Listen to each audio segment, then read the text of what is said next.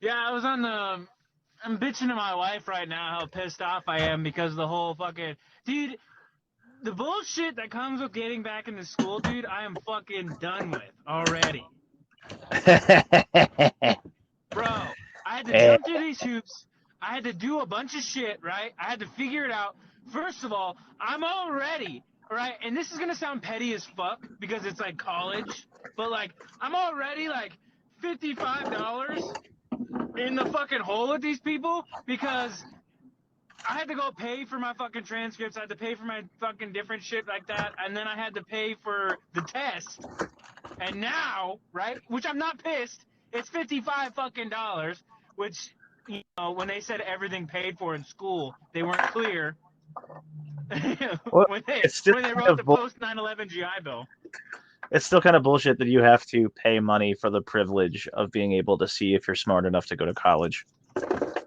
Exactly, exactly. I already went to a different college, so you're telling me I have to pay money for you to look at the other transcript and go, you did go to college. Thank you. Why can't you just fucking Indubitably. send it? Yeah, Yeah. dude, that shit makes me No. so fucking mad. Just wait till someone goes, actually, that math course you took, that was only regionally accredited, not nationally. So we're actually going to need you to repeat another math class. Oh, dude. Oh, dude, today would have been the fucking day. Today would have been the day, bro.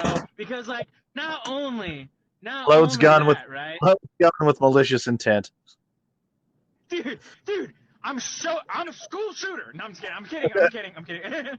For legal Dude, purposes, but it's a joke. I am joking. But like, bro, I'm so pissed off. $55 in, walk out to my truck, right? And I'm not a student yet, right? So I don't Right? know the rules, the regulations, the causes. I come out, fucking parking ticket on my goddamn truck. I fucking walk up to it. I'm like, no fucking way, dude.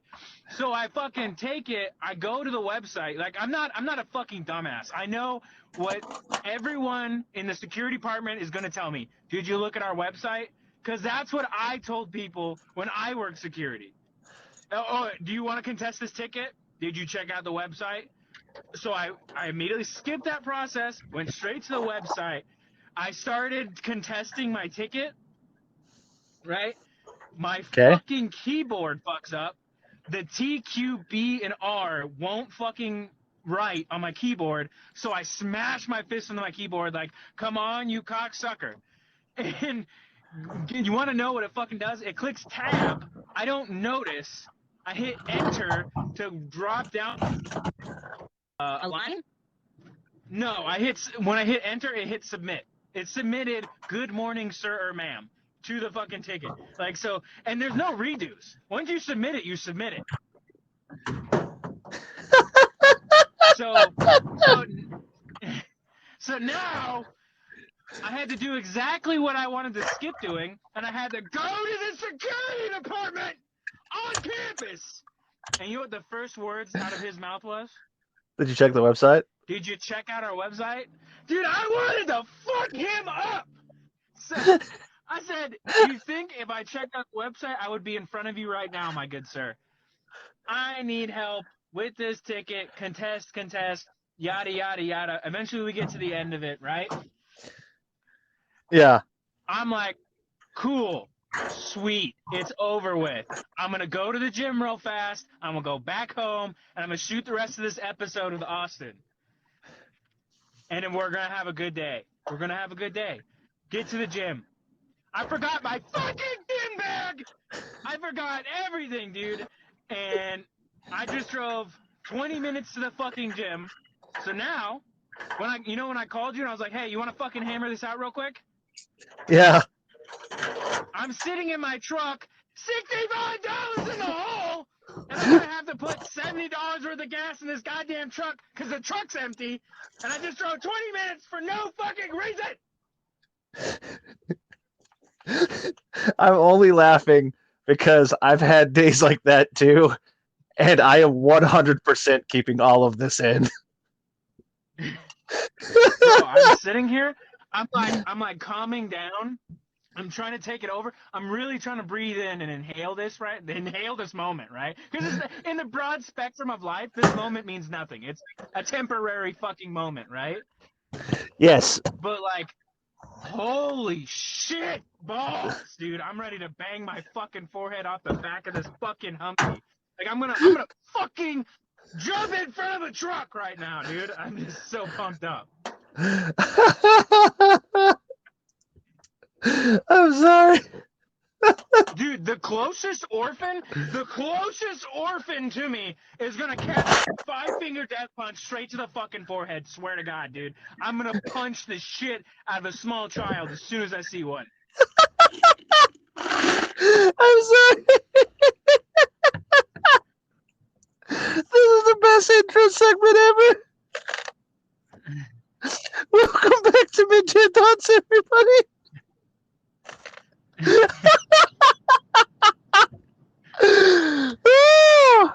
This one's not getting monetized on YouTube. Dude. Oh, that story gave me cancer. Wow.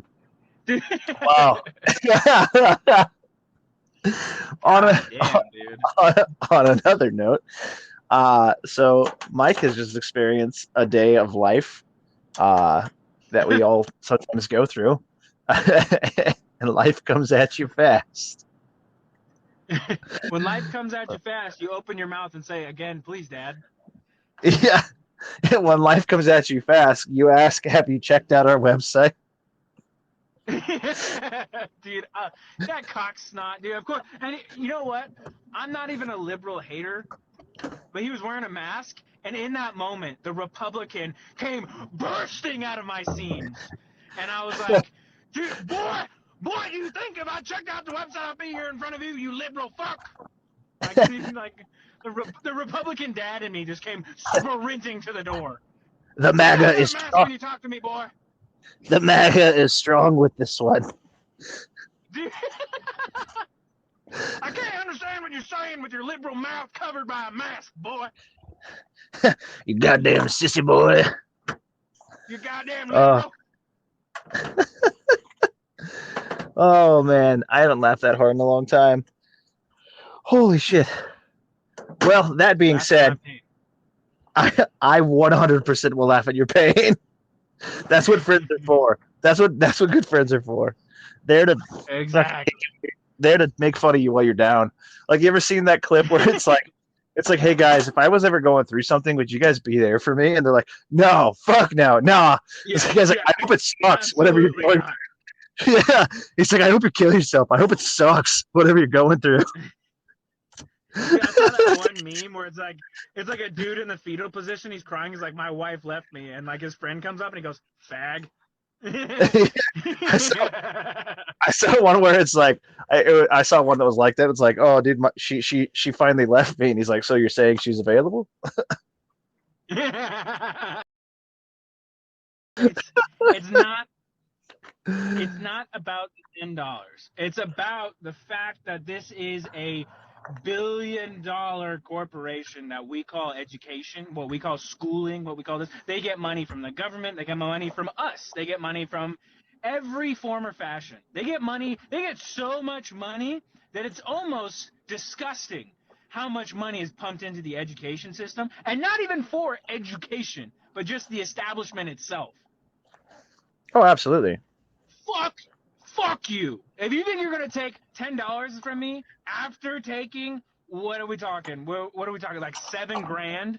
Because like one semester is how much for school right now? It's like $7-8,000. I'm not paying it. The GI Bill's paying it. I paid for it when I served active duty, you know?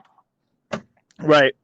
So like, even though it's coming from the GI Bill, fuck you for trying to weasel 10 more fucking dollars out of me for parking. Fuck you. Oh yeah, well, I mean, cancer. The fact that you have to pay all that money just to go to school, just to turn right around and then buy a parking pass for like hundreds of dollars. It's like, homie, I just gave you $8,000. What makes you think I've got $150 for a parking pass? Dude, on top of this, I read the fine print of the parking pass. I paid for a parking pass when they took my GI Bill.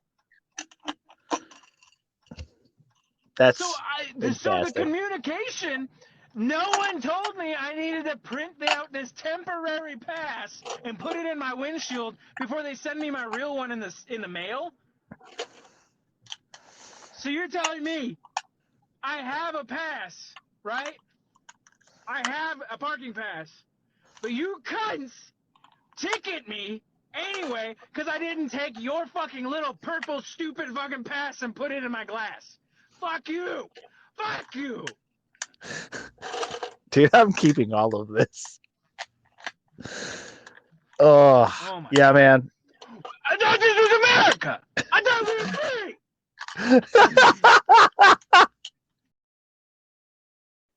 But yeah, now that Mike's calmed down a little bit, we're going to discuss a few things that kind of been on our mind lately. A little bit of like how to like stay busy at home if you're stuck at home for one reason or another. You can't get out and go train. Kind of things you can do to kind of scratch that itch, and whether that be learning new skills, different material for books, for some books to read, just a few different things to kind of fill that gap, fill that time. I know with me, like with my job now, I work in graveyards now, and so my hours are all over the place, and so I'm not always able to do my training commitments as I'd like to. And I know Mike's got a new baby, so just kind of discuss a few ideas of what do you do to stay busy? What do you do to keep your skills fresh? Yeah, absolutely, dude. So, first of all, I hope everyone out there gets to like really experience what me and Austin have gone through with becoming dads, because it's just like it's the most magical, most fucking, it's the best thing that's ever happened to me ever, right? But also the worst thing to ever happen to me financially, and also training or anything like that. So educationally, that's going to fall down to you. Education is going to fall down to you. It's going to fall down to what you're capable of, and it's going to fall down to like how much you pursue it. Your pursuing of any form of education or any form of like knowledge or technical skills or anything like that should always be at the forefront of your mind, especially as a provider for your family. A dormant mind is a dead mind. When you stop learning and you stop pushing yourself, you stop feeling like when you sit back and you're like, you know what, I know everything, is the day you die. Yeah. You need to always be pursuing the next adventure, the next education, the next thing, the next object. First of all, it keeps you in mentally good health, and you don't feel like you're kind of in that funk where you're just like, man, I'm kind of trapped. So with my son being here, I haven't been able to train. I'll be honest with you guys, like basically the month before my wife gave birth till now, I haven't trained. So it's been a solid 4 or 5 months that I haven't even fired a handgun, you know? But I have been doing dry firing, and I have been doing a lot of listening to podcasts and trying to. What are you doing, bro? Are you fucking doing the dishes in the background? No, sorry, I was moving some stuff around in my closet. Ah, I'm in my are closet right now while I'm talking to you. you gonna hang yourself with a boner in a Batman suit? What are you doing? No, I was gonna light myself on fire and yell "Free Palestine." but when you chase after these things, God damn it, dude, you threw me off. When you chase after these things, it shows your mind developing. And what I've been doing is I've been doing a ton of dry firing, and recently I've been doing a ton of education on cyber attacks. So I'm actually following a couple podcasts and a couple of channels on X, previously Twitter, things like that. And I'm just every morning I wake up, I make my eggs, I eat some breakfast, I get ready for my day, and I sit there and I listen to this podcast talking about all of the recent attacks that have been happening and all of the recent like tech world what's happenings. And it's insane, dude. It's insane. Like every fucking minute that we're alive, something around the world is getting fucked up, like tech wise. Yeah, yeah. I think I was talking to somebody about this the other day, and I was saying, I think what the aircraft did to warfare in World War I, cyberspace is going to do to 2024. Like it's a whole other plane of fighting. I mean, think about it, right? Like prior to World War One, you never had to look up. You know Yeah. what I mean? Yeah. Like think about how dramatic of a shift that is to like literally now you have to fear the sky, right? And Mhm. then now it's a point to where it's like you literally can't see what you're fighting, right? Yeah, and like the average person has no idea that there is even a fight going on, or how to stop it, or how to fight against it. I mean, like if you think about it, if someone was able to hack, like let's say Wells Fargo, for example, and just turn everybody, turn a good portion of the people's money, either no access to it or just like mess up accounts, the chaos that would ensue. I was just about to say, on the civilian world, hacking into a bank or something like that, with 1-0, with one, they can topple entire fucking companies. Oh yeah, yeah, exactly. I mean, that's what I'm saying. And I think that's the side for me that's a little like kind of really scary about it. Is it's like, the average person like me, I would have, outside of like taking precautions if they're using like a VPN or something like that, like when I'm online and like not putting certain information out there, like I don't really know what to do against that, and I'm sure like the average person's measures of like using a VPN or making sure there's certain things they just don't put on the internet, those only go so far. Yeah. Well, it, the more I learn, so a really great podcast to listen to, you guys, is Cyberwire Daily. They just go through the information of like what's happening in today's tech world every single day. They take the biggest cyber hacks or what's going on in the industry, and they kind of pinpoint it and they break it down for you Barney style. They do use some terminology that's like you have to wrap your head around, and you have to like learn some of the terminology that they're talking about. But that's any subject. I mean, you could listen to fucking guns podcasts, and you won't really know what they're talking about if they start getting into terminology. right. I mean, you and I could go to the weeds real fast, and then it would, you just get lost in the sauce. Exactly. So once you get over the big words, which most tech guys I've listened to, fucking nerds, first of all. So they want to sound important and they want to sound smart. So they'll be like, the diagnostic of the cyber awareness tactic that these cyber hunters are working for. Okay, just say they fucking hacked into something, all right? Don't be a fucking douche. But they use big words, big terminology. Go listen to it. It's really nice. It's like the news. Just hear what's going on, because no matter what, every single thing that happens in the cyber world, it doesn't matter if it's happening in Europe, Asia, China's, it doesn't matter. Everything that happens in the cyber world is going to directly affect you. Absolutely. So In like, one way or the other, in one way or another, it's going to affect you, whether it be people are getting, so my grandma's always pissed off because you have to set 3,000 passwords for Microsoft or something like that, right? There's a Right. reason why they did that, is because they got broken into. Or maybe not even Microsoft, another company that is identical to Microsoft, like iOS or something like that, got hacked. So Microsoft goes, okay, what are we going to put into place to stop that from happening? Which just today, actually, there is a rogue Chinese hacking group that has broken into a bunch of American facilities and American websites, and they're claiming that they broke into Epic Games. So the guys, Is that Fortnite? yep, Fortnite, Gears of War, all that. Epic Games. Apparently, they're not putting out details right now, but apparently, Epic Games got hacked. We already know. Rockstar got hacked. Rockstar got hacked by a dude with fucking not Down syndrome. What's the other one? What's autism? So a dude with fucking autism and a fire stick broke into Rockstar while being under arrest for breaking into Rockstar.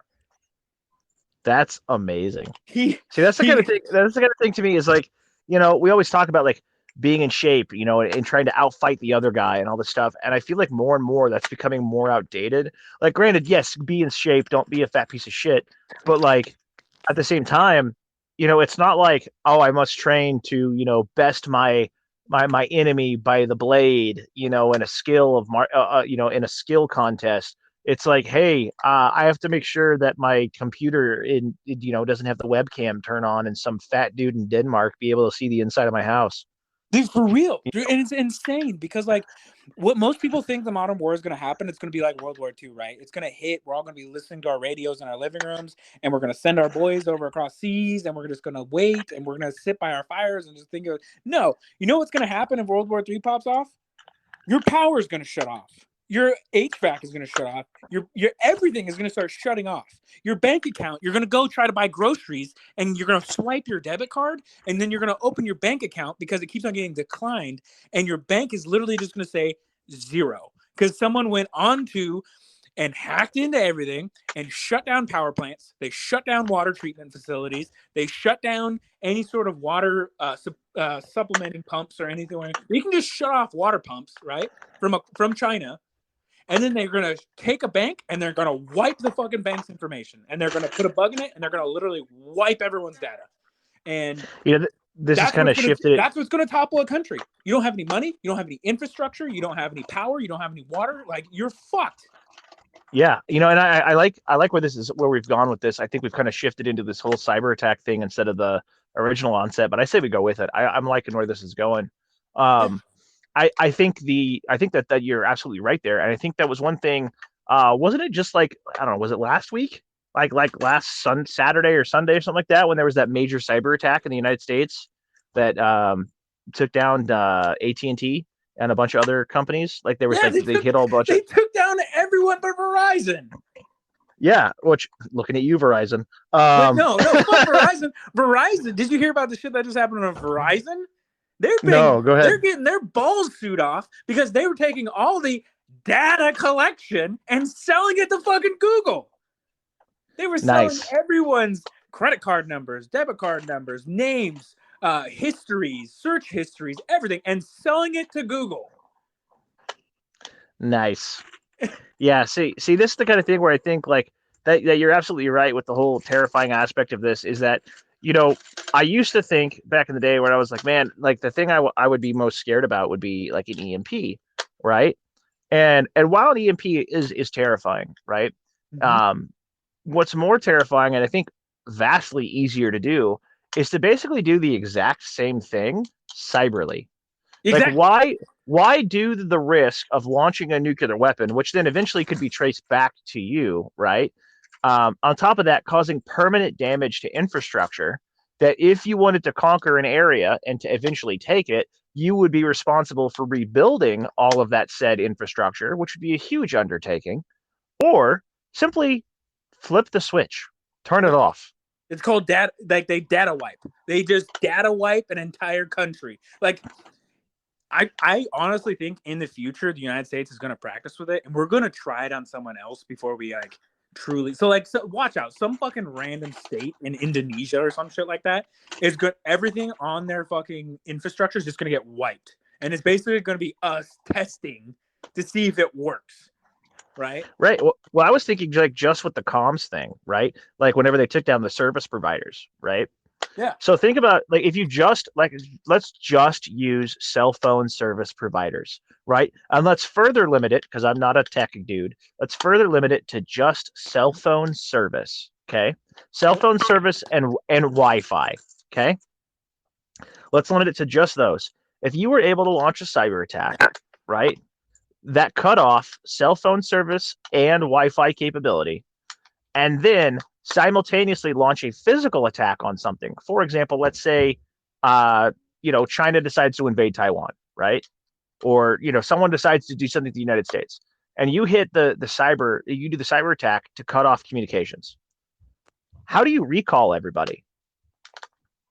Exactly. Yeah, there would be no way. Like think about it. Like, if you're like, you think like, oh, like, the military, like, let's say there's a scenario that warrants a military response, right? How would you get those calls to your troops to get them to formation? How would you get that word out? If you got like, it's one thing if you could be like, oh, well, we'd go door to door. Great. What about the people that live off base? How long is it going to take you? Like, this is all response time. What about all the messages that would be sent via email or secure channels or phone calls being made to certain people, of like, this needs to happen. Like, everything's cell phones now. Sure. I'm sure there's like secure government networks, things like that, blah, blah, blah. But even then, it's like, if you're able to hack into something like that, like just simply not having the ability to make a phone call, right, could have devastating consequences on a Yeah, large scale. exactly. And like on a larger scale of it, so like let's say cell phone, right? Take out cell phones, take out power, take out water treatment facilities. Now you have buildup of sewage. You don't have fresh water. You don't have a power. Um, so now the only people that are living are the ones that have their own private wells, things like that. But obviously, we're excluding those people because those people are But even rich enough that these aren't really well, their problems. hold on, even people who have a private well, like if you live on land out in the country or whatever, you have a well, but you generally have an electric pump. Yeah, exactly. Well, it's hooked up to the city because most of the time, I mean, I have Yeah, seen people like have some like in my plumbing days, I've seen some crazy shit where people will have like their own manual pump set up and everything like that, just in case of electrical failures like that. But for the most part, yeah, people are like, I have my own well, so I'm fine. But I'm like, okay, but for how long? Before it needs servicing, before this, before that, how many of those wells are hooked up to city electricity? You right. know, Where you don't where's have the your power? Where's the yeah. power for your water pump coming from? Exactly. Yeah. It's not just like natural. It's not just like some machine that just powered off water. Like it's powered by electricity. It's powered by Right. flows. Like so, there's so many different ways where people are like, "No, I'm good. I got my own shit." But it's like, no, you're not. You have no idea. And these people that claim they're like super off grid and stuff like that, most of the time when I look through this shit, not very off grid. They actually live very on grid. But they live out in the woods and they have their own wells. So they're like, I'm off grid. That's not Right. how. Right.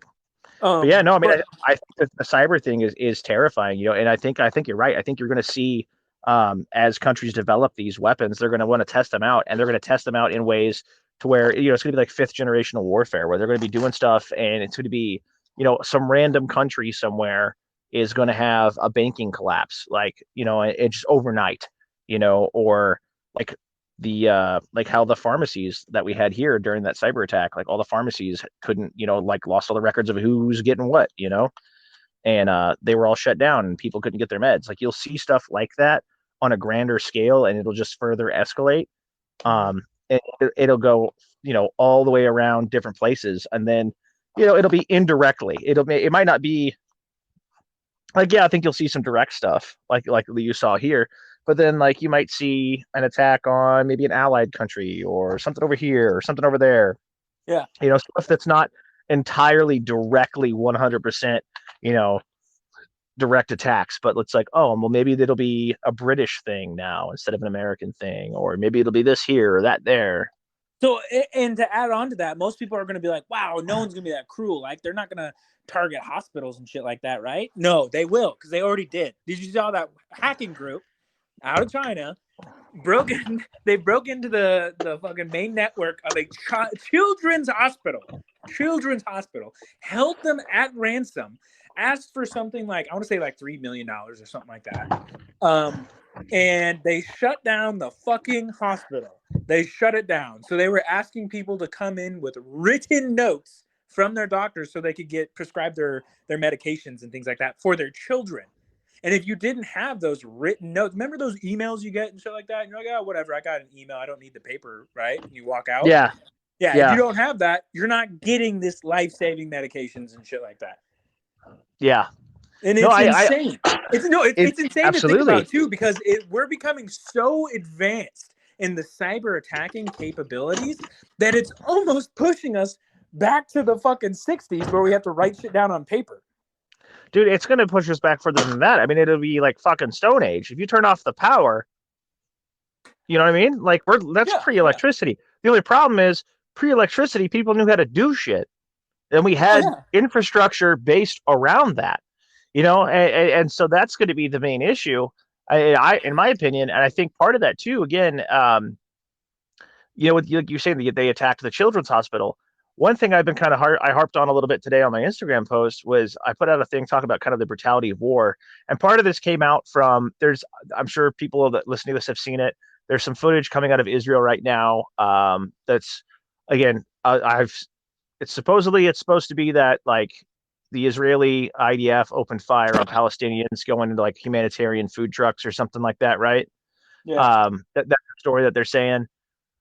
And I want to make it this very clear. I do not condone that action. I don't condone opening fire on civilians. However, that being said, and this has nothing to do with Israel, but it's just to prove my point. People need to remember that, like, for the warfare has been around as long as people have, and it has been brutal, it has been bloody, and civilians have never not been a target.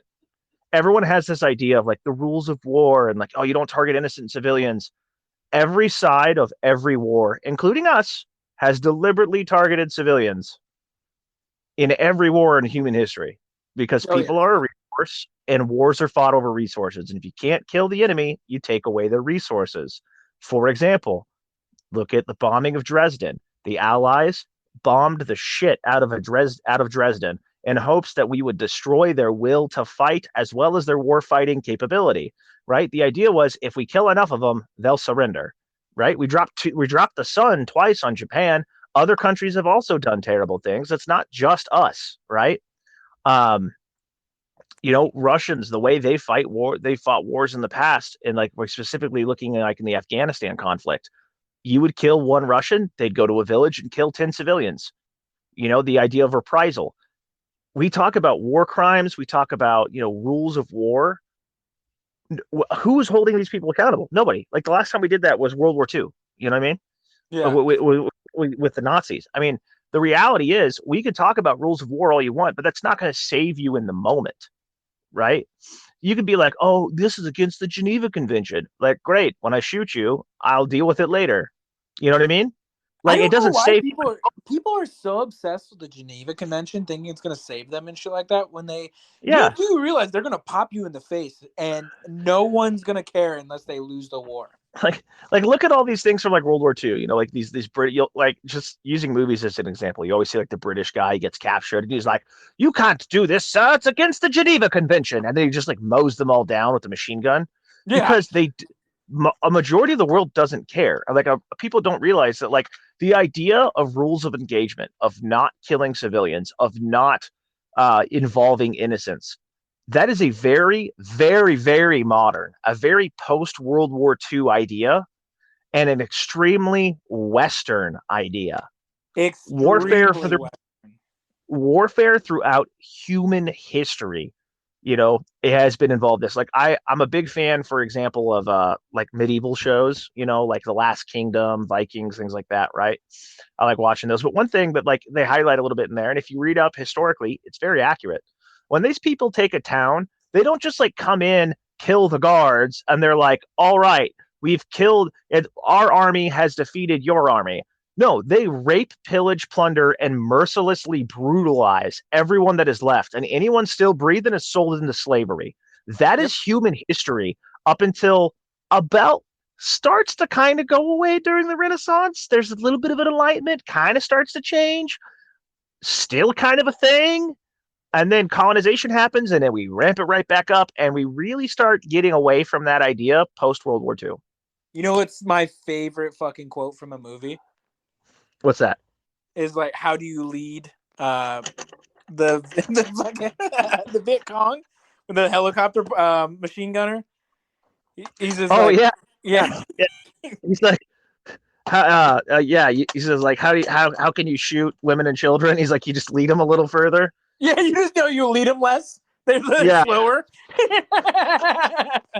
Like it's dark, and it's a dark humor thing that we laugh at, but it's like in reality, and I'm not trying to advocate for like evil behavior or nothing, but like in reality, you have to understand the world is a dark place, and a lot of us, again, I said this on the post. A lot of us listening to this are young enough that we grew up post Cold War or towards the end of the Cold War. And if you did, you grew up in in historically speaking, the most peaceful time on the planet, right? Yes, there were still wars that were going on. We were involved in a 20-year-long one, but grand scheme total of things, one of the most peaceful times in human history. And we forgot how brutal and how evil the world really can be. And we're not doing ourselves any service by forgetting that. It's nice to have ideals and be out there and be like, man, this shouldn't happen. And yes, like, look, you can look at the current conflict, the whole Israel-Palestine thing. Everyone's got feelings one way or the other. Some people are pro-Palestine, some people pro-Israel. whatever your feelings are on the matter, I don't care. The fact of the matter is, we can sit here and be like, oh, it's terrible that these people can do this, or oh, it's terrible that these people can do that, but they're still going to do it.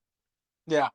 Nothing is Exactly. going to change them doing that. Like, first off, that conflict in particular is 5,000 years in the making, right? We're not changing shit there. Secondly, like, again, this is the reality of history. The reality of the history of the matter is the fact that human history is full of cold, brutal warfare.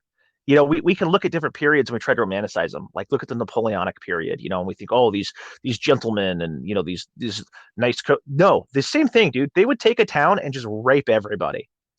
Like, if Yeah, you took a town, like, absolutely. rape, pillage, plunder, all of that, that was a common occurrence. And we like to pretend that's not. Especially even more common occurrence if you were, on a different continent, you know, than Europe. But even in Europe, same thing. And everything was always justified. I mean, World War One, this happens. World War Two, this happens. You know, and Dude, we see this and the across the board. craziest part is with all the advancements in technology and everything like that.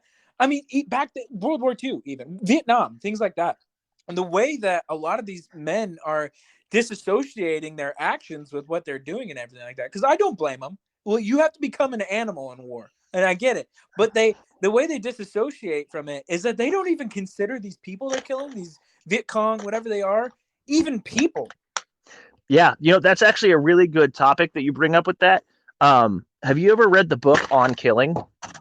I have not. So it's a really good book about the psychology of warfare and the psychology of killing people, right? And so one of the things the guy talks about is, he says, they throughout history there have been studies done and people try to figure out, like, what does it take for someone to kill a man, right? Like, why Yeah. is it so hard to do so? And what we find is, although the ancient times and medieval times were very brutal, part of the reason for that is we see there's a direct correlation with how separated you are from death on a daily basis to how easy it is to be able to take human life. So these guys were right up close to each other, seeing each other in the eyes, but death was such a common part of life for them that that's just the way things were, right? This is just how things went, right? This was another Tuesday. This wasn't a life-changing event for a lot of them, right? Yeah. As time goes on and we get further removed from death, it takes a little bit more training and a little bit more dehumanization of the enemy. And part of this was Napoleon did a study on this in the 1800s, and he's like, okay, I'm going to take 1,000 men. I'm going to stand them shoulder to shoulder, like we would for a battalion if we were in the field. And we're going to stretch this big white cloth, and we're going to fire all of our muskets at the same time. And we're going to see what our battlefield accuracy is. Like, if that's the bad guys, how many holes are in that sheet of paper, right? Or that sheet, Yeah. right? And they'd go through, give 1,000 guys fire, and they'd get 700 rounds on paper or something like that. And like, all right, 70%, not bad. Well, then they would go out and they would fight a battle, and they would be doing the math on it, and they're like, why is it in training that we're getting 70% accuracy, but in combat, under the same conditions we're trying to simulate, we're getting 3 to 5? And part of it was the psychological effect of looking across and seeing that other guy was human, right? People didn't, there's something in it, like, built into you, that people didn't want to do that, right? They didn't want to take another life. So they would shoot up, down, left, right, whatever. They wouldn't purposely aim at the guy, right? Yeah. The Civil War had great examples of this, where you would sometimes have guys who they would forget to fire their rifles. And at the end of battles, the guys that lived, they'd have like 6 or 7 rounds stuck in the barrel because they Yeah. would All just go stuck through in. them. Yeah. Yeah, they just go through the motions with everybody else, but they just couldn't pull the trigger, and they just go through the motions and just keep loading and loading, and they never shot, Yeah. And as time developed, people started to figure out, like, okay, how do we do this? How do we? And a lot of people kind of dive into the study of the psychology of trying to get people to kill, and they don't really do they're trying to figure out, like, what motivates people. How do you get people to do this? And they, a lot of times they discover it's really hard to kill a man, especially at this point being as far removed from death on a daily basis as people were, and lifespans only getting better as we hit the Industrial Revolution and move forward. They realize that the closer you are to somebody, the harder it is to take away their life because you see them as another person, right? It's harder to dehumanize somebody when you see them eye to eye, right? Yeah. And only the people who've been massively desensitized to violence are really generally able to do that. And you usually see this like later on in the Civil War, in the beginning of the war, the people who live through it in the beginning, they're very hesitant to take life, right? And towards the end, like, and you see this with just about any conflict where people are in this for long periods of time, they become more and more animalistic in their nature towards the enemy because they don't see them as human anymore, right? They've been so desensitized to the violence. And in pre-World War II, America really started to jump on this train and try to get into it. And one of the things we started as a subtle influence to do this was we went away from rifle targets being big circles, like NRA style targets, Yeah. which was the standard targets that we'd used for a long time. And we transitioned to human silhouettes. And this was kind of a big transition in the psychological jump for there, because what you're doing is subtly influencing somebody to shoot at the not at a circle target, but at the outline of a human body.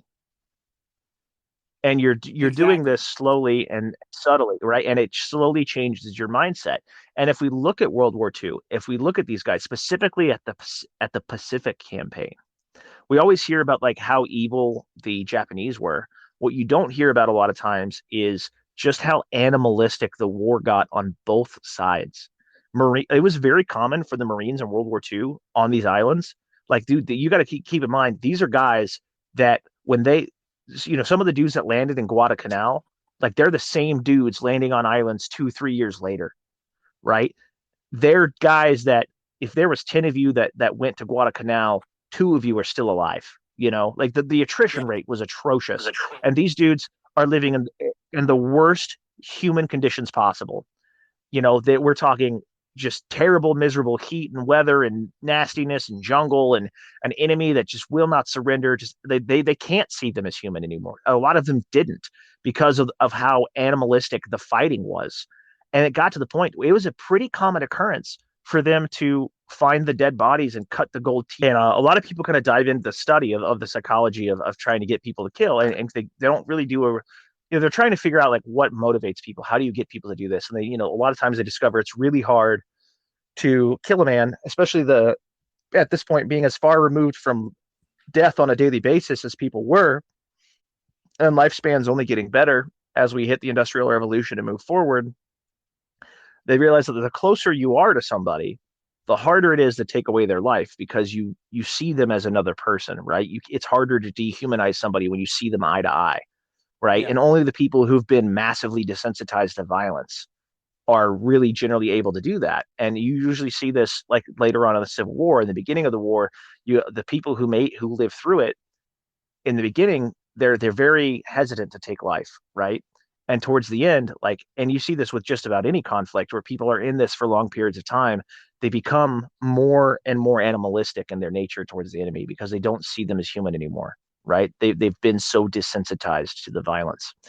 And pre-World War II, America really started to jump on this train and try to get into it. And one of the things we started as a subtle influence to do this was we went away from rifle targets being big circles, like NRA style targets, Yeah. which was the standard targets that we'd used for a long time. And we transitioned to human silhouettes. And this was kind of a big transition in the psychological jump for there, because what you're doing is subtly influencing somebody to shoot at the not at a circle target, but at the outline of a human body. And you're doing Exactly. this slowly and subtly, right? And it slowly changes your mindset. And if we look at World War II, if we look at these guys specifically at the Pacific campaign, we always hear about like how evil the Japanese were. What you don't hear about a lot of times is just how animalistic the war got on both sides. It was very common for the Marines in World War II on these islands. Like, dude, you got to keep in mind, these are guys that when some of the dudes that landed in Guadalcanal, like they're the same dudes landing on islands 2, 3 years later, right? They're guys that if there was 10 of you that went to Guadalcanal, 2 of you are still alive. Like the attrition Yeah. rate was atrocious. And these dudes are living in the worst human conditions possible. we're talking just terrible, miserable heat and weather and nastiness and jungle and an enemy that just will not surrender. Just they can't see them as human anymore. A lot of them didn't because of how animalistic the fighting was. And it got to the point, it was a pretty common occurrence for them to find the dead bodies and cut the gold teeth out. Or one of the things that was actually a pretty common war trophy was they would cut the heads off the Japanese, boil them to where the skin fell off, bleach them, carve their names in them like a trophy, and send them back home. And I know a lot of you listening to this are going to be like, oh my gosh, that's super grisly, and be like, oh, that must have been because they were so desensitized. Well, the thing was, even back home, the people back home would get these, and it wasn't like, oh God, it was like, oh, hey, look what Jimmy sent back from the war. We're going to put it on the mantelpiece. A fucking skull. Yeah. You're right. You were so desensitized. Like, look at the 1940s cartoons, that are like super racist versions of people, right? You got some big buck tooth, tiny mustache, dudes they make look yellow, like, oh, it's Tojo. Because the whole idea was you can't think of them as human. Because then you start to sympathize with them, right? So that was the whole idea. And the biggest thing, too, is a lot of the news footage you got back to the American public, everything was censored. There wasn't, a lot of the direct truth that you were seeing. Oh, and dude, part of that, everyone makes fun of fucking Nazi Germany for pumping out as much propaganda as they did. America, it was equally in the same boat. Like, we're winning the war. We can't believe it. We're not even losing troops. Like, our boys are just dropping the Nazis dead. And, like, realistically, our men were being blown to fucking bits. Right, Flags of Our Fathers is a great movie about this. So Flags of Our Fathers follows the stories of the guys who flew the flag at Iwo Jima, right? Well, apparently that was not the first flag that was put up. It was just the first one that was photographed, right? And so these guys are all hailed as heroes, and they're all dragged back to the States to go on a war bonds tour. And, they make this big political propaganda out of it, and they've all these tooting all these horns and all these things. And these guys, they're suffering from all kinds of PTSD and all kinds of memories and stuff that's going on, and they're just trying to get through this. And the American public is just eating it up. Oh, these brave boys from overseas, buy war bonds today. And it was all it's all propaganda stuff. But anyway, in the book they talk about post World War II. We dive even further into it, and we just start really honing in on when you talk about the enemy, you don't refer to them as human beings. They're not people. They're not men. We always come up with demeaning nicknames for them. Like when there was Hajis and Charlie and all these other things. There's something else. They're not human. You had to desensitize yourself from that, because otherwise you would psychologically it was easier to detach that way. Oh yeah, I mean they still do it today. We call them insurgents. We don't call them enemies or people. Right, right. Exactly. There's always a thing like that, and it's you look at there's always some kind of name for them. Jerry's, Krauts, whatever, and you have to desensitize. And it's funny because you look at, if you think of Germany, if you think of the United States, just using World War II again as an example, outside of the Nazi Party, actually even including some of those ideas in 1940. The people themselves are not radically different people, right?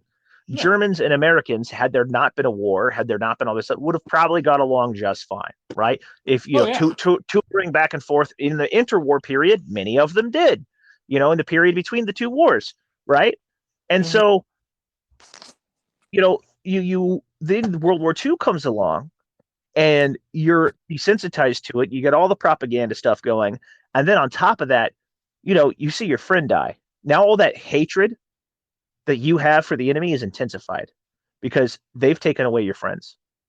Yeah. You now have a justified reason. You don't blame anyone else except for the guy across the line, because it's easier to blame the guy across the line. You're not mad at your Congress people. You're not mad at your leader. You're not mad at their leader. You're mad at even in World War II, most of the time the people weren't mad at Adolf Hitler. They were mad at Germans. Right. Well, or think about exactly. That's a great example. Look at the Japanese in World War II in the United States, right?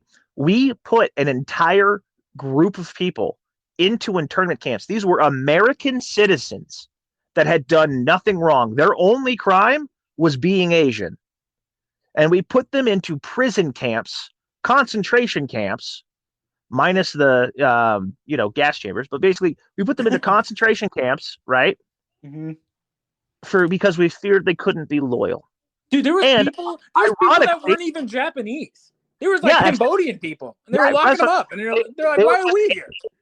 Asian period, Yeah. And ironically, I think it was like the 444th or the 44th, something like that. I'm going to butcher it, but there was a battalion of Asian soldiers that wound up becoming one of the most decorated units of World War II.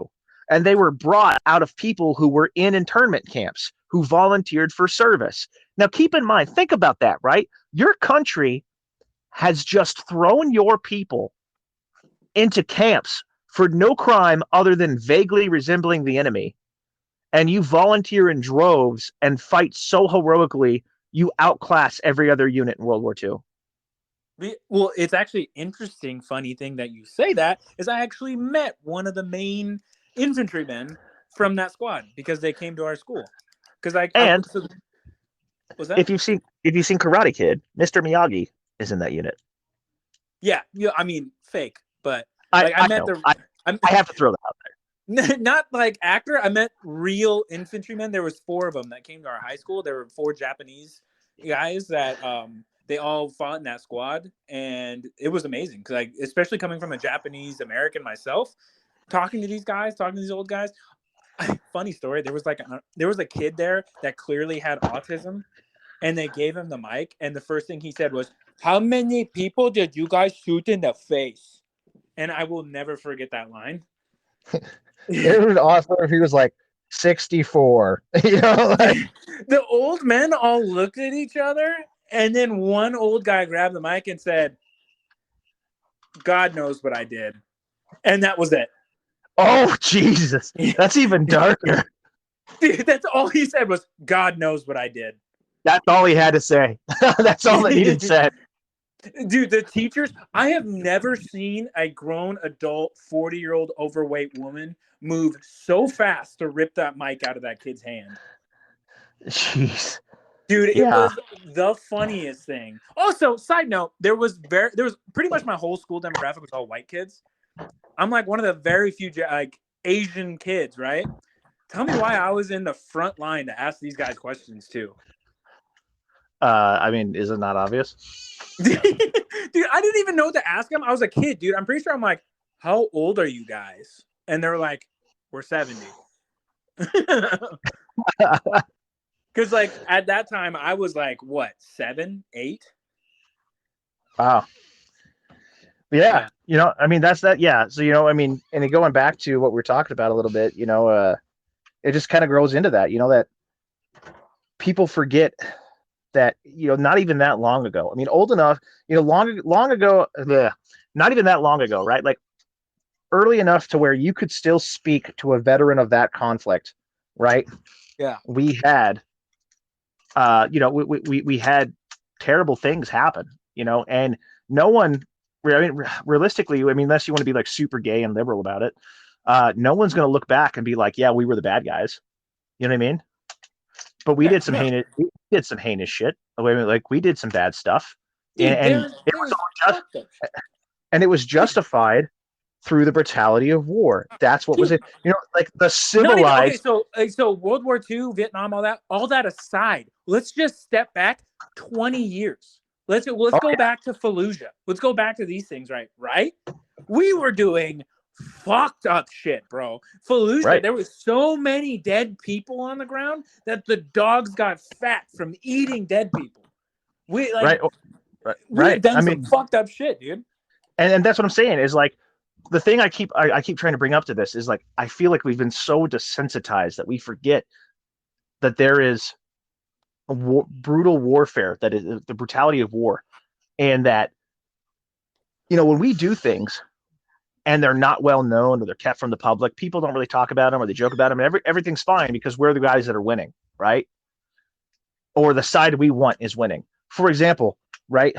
You watch these drone footage videos, right, in Ukraine, and Ukrainians dropping drone footage, dropping drones on wounded Russians, right? And everyone's like, fuck the Ruskies, whatever, right? But when they do it the other way around, we're like, oh, heinous war crimes. That's the brutality of war. Yeah. That's reality, right? Yeah. That it spares no one. It spares nobody. And this idea, yes, the idea is that we should try, if there is war, we should try to avoid any unnecessary death, right? Yeah. Keep our humanity. Yes. Now, that, however, is not a shared idea around the world. And us in the West like to think that it is. We always like to think that our Western sensibilities are worldwide. They are not. There are plenty of places around the world of which we can watch combat happen today where there is not that value of innocent life in that. No, they're fighting war in a way that they are erasing bloodlines. They are going to turn this back to the friggin' Stone Age if possible. That's the reality of it. That's the realistic nature of some of these conflicts. And I think that unfortunately, sometimes people forget that. And they forget that the world is not a safe place. Yeah. And we've been very fortunate with where we live in the United States. And most of us, of the listeners that are in the West, to not have to experience that.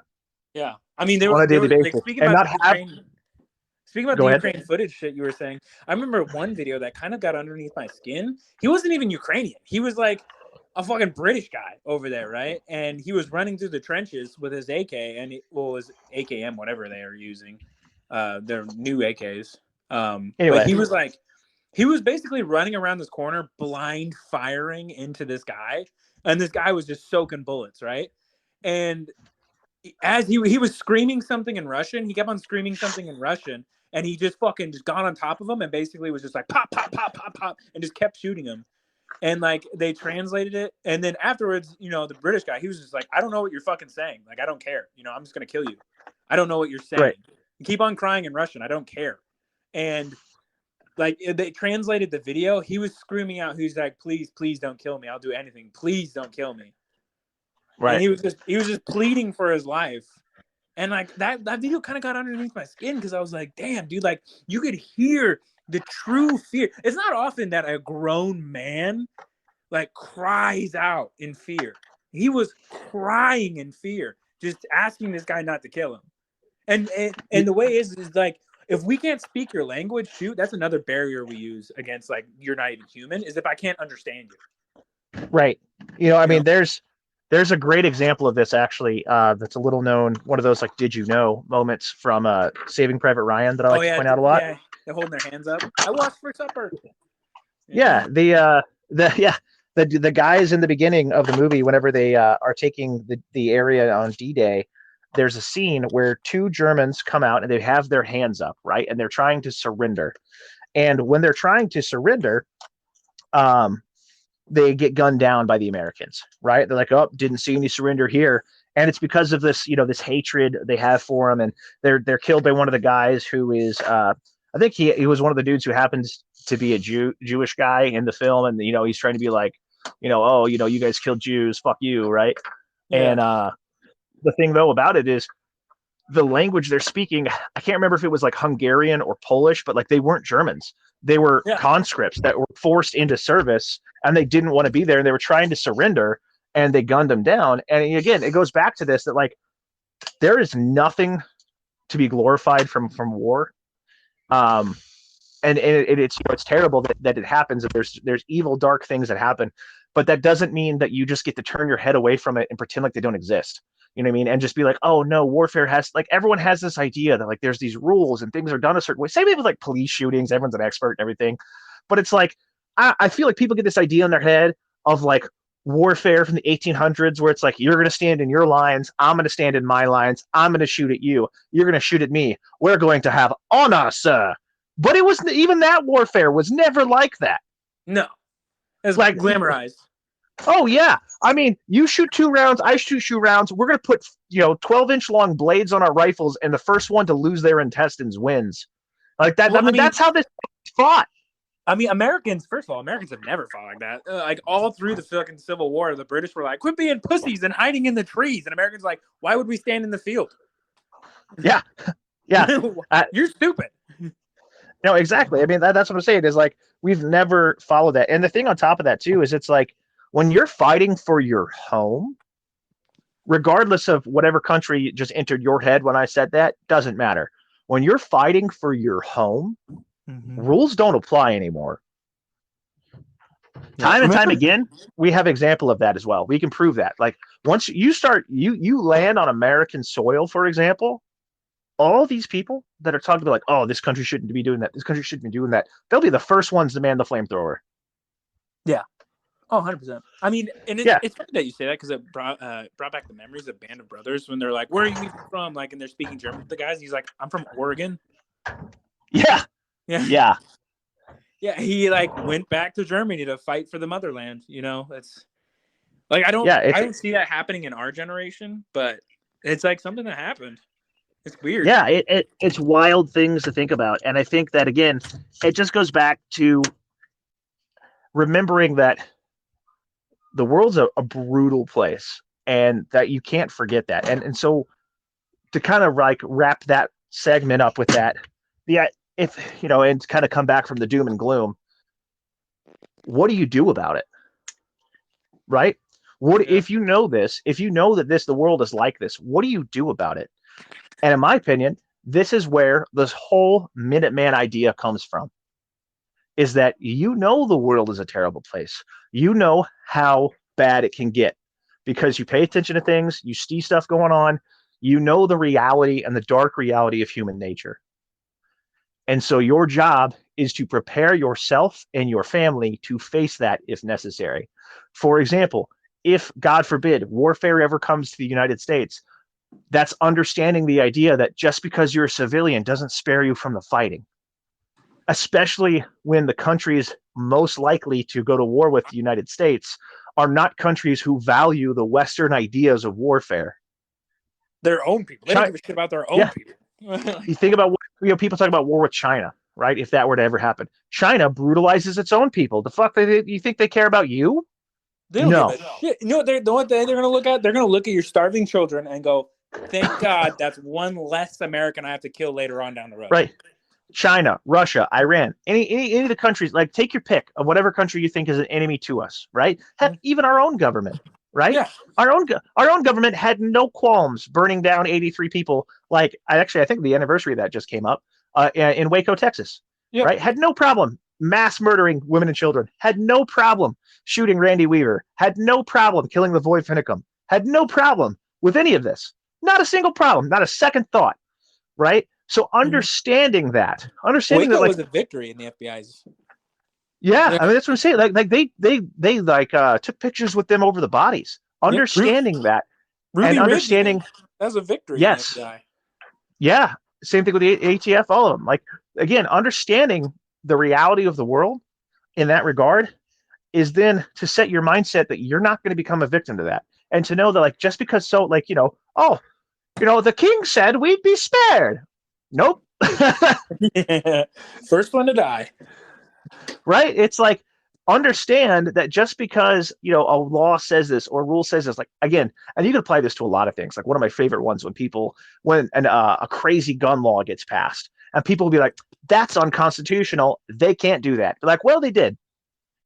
Yeah. Like I don't like that they did. I don't want them to do it. But guess what? Regardless of the law, they did it.